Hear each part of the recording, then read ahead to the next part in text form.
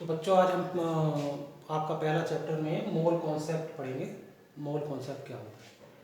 मोल एक यूनिट है परमाणु, अणु या आयंस को रिप्रेजेंट करने की। इसको ऐसे समझिए जैसे एक दर्जन में 12 वस्तुएं होती हैं, तो उसी तरीके से केमिस्ट्री में 6.022 इंटू 10⁻23 यदि कण है तो उनको हम एक मोल बोलेंगे। अब क्योंकि 6.022 इंटू 10⁻23 कण, हम क्योंकि केमिस्ट्री की बात कर रहे हैं तो हम कण हमारे क्या हो सकते हैं? परमाणु, अणु या आयन, हम इन्हीं की बात करेंगे केमिस्ट्री में। तो अब ये परमाणु, अणु और आयन ये सब बहुत छोटे होते हैं। अब इनकी संख्या बहुत ज़्यादा होती है तो उनको हम काउंट करने में बहुत दिक्कत होगी, तो उसको हमने एक छोटा यूनिट बनाया। जैसे 12 वस्तुओं का एक समूह को हमने नाम दिया एक दर्जन, उसी तरीके से केमिस्ट्री में 6.022 इंटू 10⁻23 ये जो संख्या है इतनी बड़ी, इसको हमने एक नंबर दे दिया एक मोल, और उसका यूनिट बना दिया एक मोल। ठीक है, तो एक जैसे एक दर्जन में 12 वस्तुएं होती हैं और उसी तरीके से एक मोल के अंदर इतनी 6.022 इंटू 10⁻23 कण होते हैं। अब वो परमाणु हो सकते हैं इतने, अगर इतने परमाणु है तो एक मोल परमाणु हो जाएंगे, इतने आयन है तो एक मोल आयन हो जाएंगे, इतने अगर कण है तो वो अणु है तो इतने वो क्या हो जाएंगे? अणु हो जाएंगे, एक मोल अणु हो जाएंगे। तो यही चीज़ को हम समझने का प्रयास कर रहे हैं यहाँ पे। देखो जैसे इसका मतलब एक मोल एक यूनिट है परमाणु, अणु या आयन की मात्रा ज्ञात करने के लिए। ओके, तो क्वांटिटी ज्ञात करने के लिए जैसे समझने की कोशिश करते हैं, एक दर्जन में 12 चीज़ें होती हैं, किसी वस्तुओं की 12 मात्रा होती है। तो अगर आपसे कोई पूछे अगर किसी वस्तु में मात्रा 24 है तो वो कितना दर्जन हुआ, तो आप कैसे बताएंगे? आप बताएंगे सर 2 दर्जन। तो 2 दर्जन आया कैसे? 2 दर्जन आया, जो दर्जन आप निकाल रहे हो उसको जो गिवन मात्रा है और जो आपकी मात्रा है उसको जो उसके यूनिट में जो नंबर है उससे भाग कर देंगे आप। जैसे एक दर्जन में 12 वस्तुओं की मात्रा होती है और उसमें 24 दिया दर्जन निकलवाया है, तो उस मात्रा से आप उसको भाग कर दीजिए तो उसका नंबर आ जाएगा। तो 12 से जब 24 को भाग किया तो मात्रा प्रति दर्जन, तो मात्रा से मात्रा कट गया तो आपका 2 दर्जन बच गया। इसका आंसर कितना आ गया? 2 दर्जन।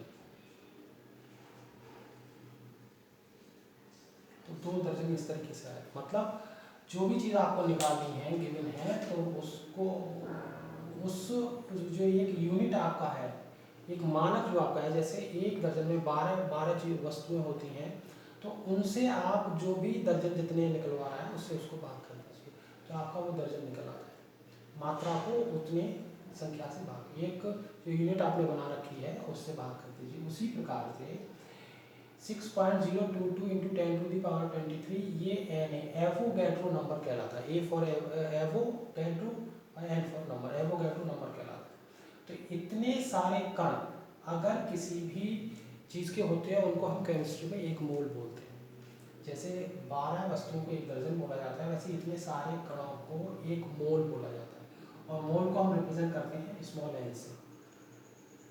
तो अगर एक मोल निकाला जाएगा तो एक मोल बराबर क्या होगा? 6.22 इंटू कणों की इतनी कणों की मात्रा। ठीक है,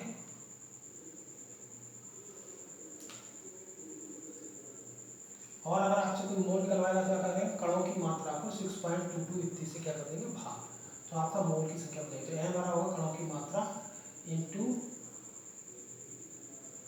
एन, मतलब एवोगैड्रो संख्या की मात्रा प्रति मोल, तो मात्रा से मात्रा कर जाएगी, मोल आपका उसका बच जाएगा।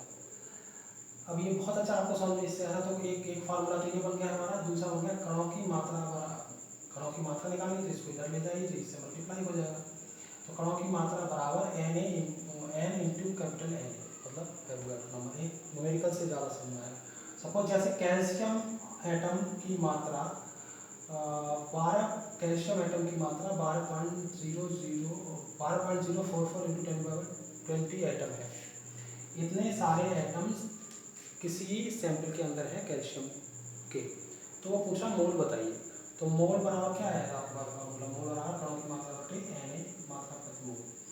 तो एन मात्रा हमारी कितनी है? 12.022 इतनी इतनी मात्रा। और इसका Na की मान कितना होता है, इतना। तो हमारा 6 से ये कट गया दूनी, ये इसका दुगना है, तो 10।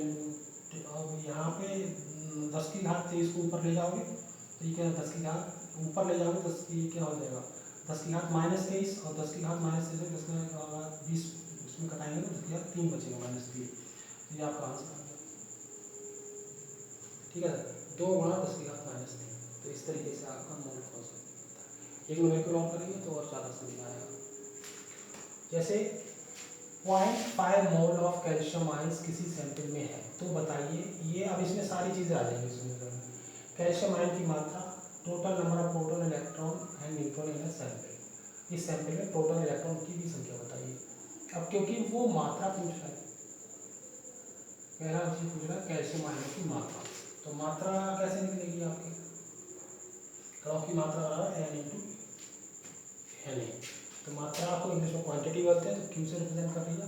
तो n मोल कितने हैं आपको, मोल इसके आगे लिखा था, मोल हमारा हो गया 0.5 × 6.022 × 10⁻23।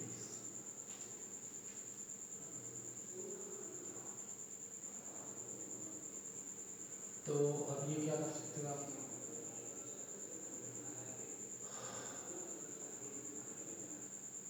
इसे आप काटेंगे तो नीचे क्या आएगा 10, 2 × 5 = 10, 2 से काट दो इसको, 3.01।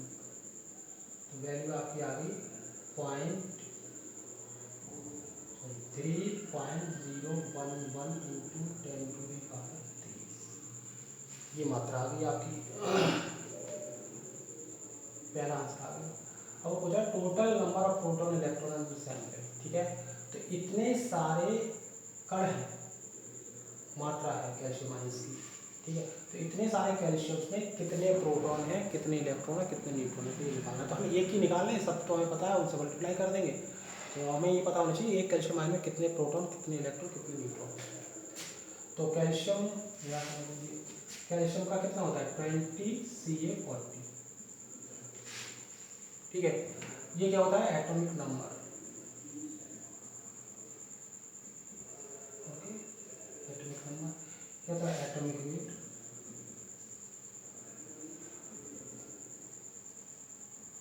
तो आपने पढ़ा होगा 9th में ही पढ़ा होगा, A = Z+।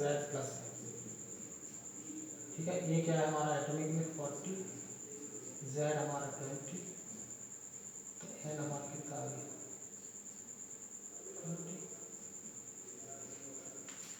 और किसी भी एटम में इलेक्ट्रॉन्स का आदान प्रदान होता है, मतलब परमाणु जो होता है वो इलेक्ट्रॉन को लेता है या इलेक्ट्रॉन का त्याग करता है। प्रोटॉन्स और न्यूट्रॉन्स चेंज नहीं होते। तो अब हम जानते हैं, हमें पता है कि इसमें कितने, और एटॉमिक नंबर क्या होता है प्रोटॉन्स की संख्या। क्या होती है, प्रोटॉन्स की संख्या क्या होती है, एटॉमिक नंबर। ठीक है, एंड प्रोटॉन और इलेक्ट्रॉन होते हैं बराबर किसी में एटम में। ठीक है, और न्यूट्रॉन्स हमने निकाल लीजिए A = Z+N से। तो क्योंकि इसमें कितने प्रोटॉन हैं 20, तो प्रोटॉन की संख्या बराबर आ जाएगी आपकी 20 × 3011 × 10⁻23। इसका इससे मल्टीप्लाई कर लीजिए, आंसर आ जाएगा, खुद करके देखिए।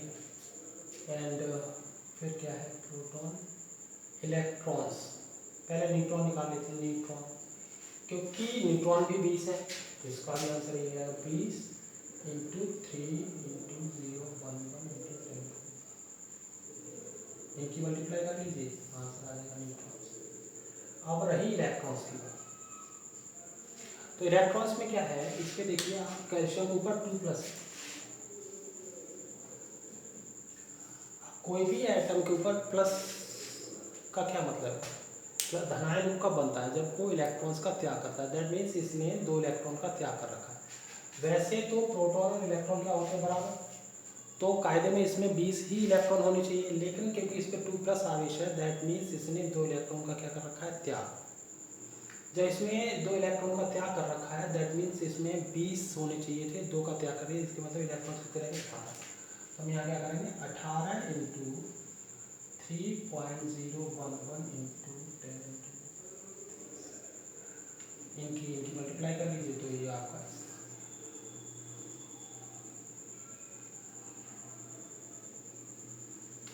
ठीक है। तो इस तरीके से अब इस न्यूमेरिकल से आपकी सारी कंडीशंस फॉलो हो गई यहाँ से यहाँ तक। इस तरीके से मोल कॉन्सेप्ट को हम स्टडी करते हैं। मोल कॉन्सेप्ट बहुत इंपॉर्टेंट है, ये आपका आता है, ठीक।